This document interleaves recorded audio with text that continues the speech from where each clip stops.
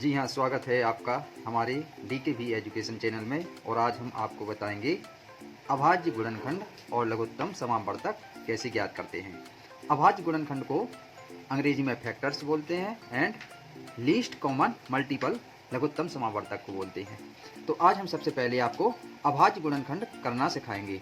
अभाज्य गुणनखंड में जैसे कोई संख्या लेते हैं, जैसे मान लो हमने 18 ली, 18 संख्या ली, तो अब इसका हम सबसे पहले आपको अभाज्य गुणनखंड करके दिखाएंगे। अभाज्य गुणनखंड को हम सबसे पहले क्या करते हैं, सबसे पहले छोटी संख्या 2 से इसमें भाग देते हैं। यदि इसमें 2 का भाग जाता है तो ठीक है, यदि नहीं जाता है तो 3 का भाग देते हैं, और नहीं जाता है तो उसमें 5 का भाग देते हैं। तो सबसे पहले जैसे 18 है, ये सम संख्या है, इसमें 2 का भाग चला जाएगा, तो हम क्या करेंगे, सबसे पहले इसमें 2 का भाग देंगे। तो 2 का भाग देंगे तो 18 में तो कितनी बार जाएगा, 9 बार जाएगा।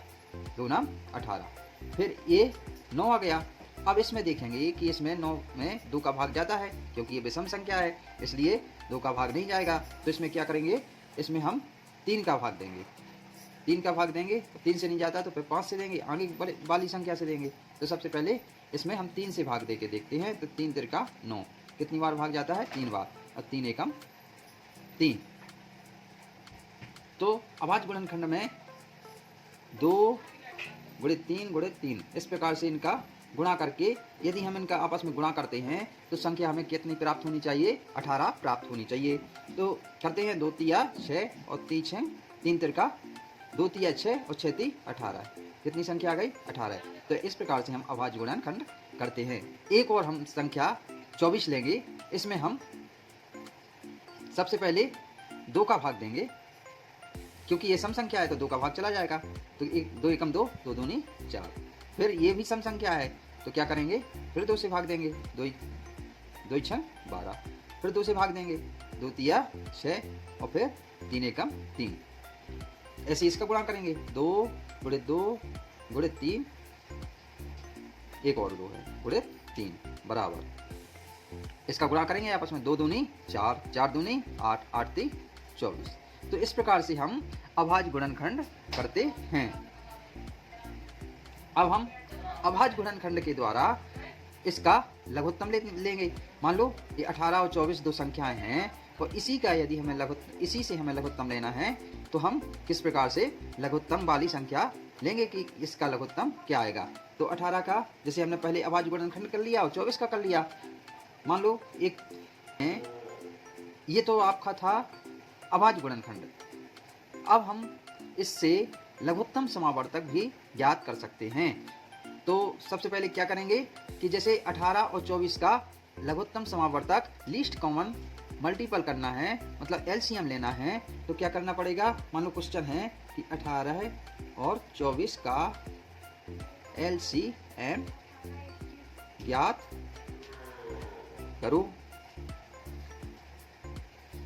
तो सबसे पहले इसका अभाज्य गुणनखंड जो हमने किया है ऐसे ही करेंगे, और इसका गुणनखंड कितना आया था, ये 2 गुणे 3 गुणे 3। 24 का कितना आया है, 24 का किया था, इसका गुणनखंड कितना आया, 2 गुणे 2 गुणे 2 गुणे 3। तो अब इसका LCM के लिए हम क्या करेंगे, सबसे पहले ये A2 और ये 2 मिल गए तो इसको 1 मान लेंगे। ये 3 इसमें मिला, 3 इसमें मिला, इसको मान लेंगे। अब कॉमन अब कितनी बची संख्या, ये 3 बची और ये 2 बचा, ये 2 बचा। तो हम क्या करेंगे, 18 24 का LCM बराबर, सबसे पहले 2 ले लिया, इसमें ये गुणे 3 ले लिया, फिर क्या है संख्या 3 गुणे 3 कर लिया, फिर ये 2 गुणे 2 और गुणे 2, इसको जमा लेंगे। इन संख्याओं को एक बार ये 2 दोनों में मिले तो उसको एक बार लिखना है। इसमें दोनों में मिल रहा है 3 तो एक बार लिखना है, बाकी 3 2 2 नहीं मिल रहे तो इनको लिख लिया पूरा। अब इसको हम लिख देते हैं 2 गुणे 2 गुणे 2 गुणे 3 गुणे 3। अब इनका आपस में गुणा करेंगे, 2 दूनी 4, 4 दूनी 8, 8 ती 24 और 24 ती 72। तो कितना आएगा इसका, 72। अतः LCM आ गया इसका 72। कितना आ जाएगा, LCM 72। तो इस प्रकार से हम अभाज्य गुणनखंड विधि द्वारा LCM ज्ञात कर सकते हैं। अब हम एलसीएम लेने की दूसरी विधि आपको बताएंगे कि एलसीएम किस प्रकार से ज्ञात कर सकते हैं। तो सबसे पहले 18 और 24 को एक साथ लिख देंगे।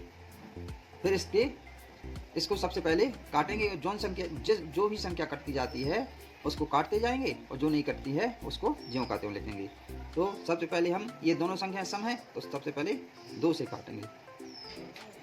2 नाम 18 और 12 दूनी 24। फिर 2 से काटा क्योंकि अभी 12 है सम संख्या। 9 नहीं कटता, 9 ज्यों का त्यों लिख दिया। 2 छंग 12। फिर अभी भी सम संख्या है, 9 ज्यों का त्यों, 2 तिया 6। अब 2 से नहीं कटेगा क्योंकि ये दोनों पे सम है तो 3 से काटा। 3 तिरका 9, 3 एकम 3। फिर 3 से काटा, 3 एकम 3 और ये इनका गुणा कर लिया आपस में। 2 गुणे 2 गुणे 2 गुणे 3 गुणे 3 बराबर 2 दूनी 4, 4 दूनी 8, 8 ती 24, 24 ती 72। इस प्रकार से भी हम इसका एलसीएम ले सकते हैं। इस प्रकार से भी हम इसका एलसीएम ज्ञात कर सकते हैं। तो आई होप कि आपको अभाज्य गुणनखंड और लघुत्तम समावर्तक बहुत अच्छी तरह से समझ में आ गया होगा। अब हम अभाज्य गुणनखंड के द्वारा आपको अगले टॉपिक में महत्तम समावर्तक सिखाएंगे। तब तक के लिए धन्यवाद। जय हिंद।